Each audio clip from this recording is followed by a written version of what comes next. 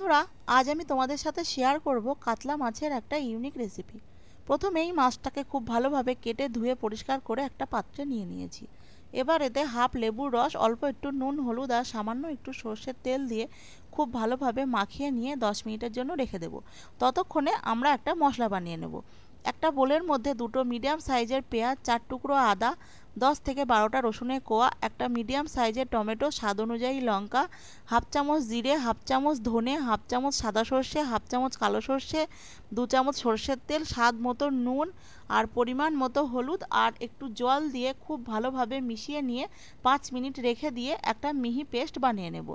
বন্ধুরা, এই রান্নাটার main part কিন্তু এই মশলাটা করা হয়ে গেলে কিন্তু রান্নাটা অর্ধেক হয়ে গেল।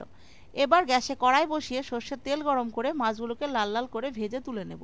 ওই তেলের মধ্যেই মৌরি, শুকনো লঙ্কা, তেজপাতা ফোড়ন দিয়ে বেটে রাখা মশলাটা দিয়ে দেব।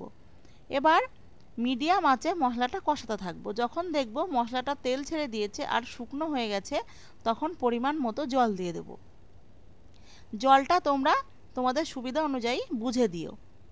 এবার ঝোল ফুটে গেলে ভেজে রাখা মাছগুলোকে দিয়ে 3 থেকে 4 মিনিট মিডিয়াম আঁচে ফুটিয়ে নিয়ে ধনেপাতা কুচি ছড়িয়ে নামিয়ে নিলেই রেডি হয়ে যাবে আমাদের কাতলা মাছের তেল ঝাল। বন্ধুরা, তোমরা কে কে এইভাবে বানিয়ে খেয়েছো অবশ্যই আমাকে জানিও।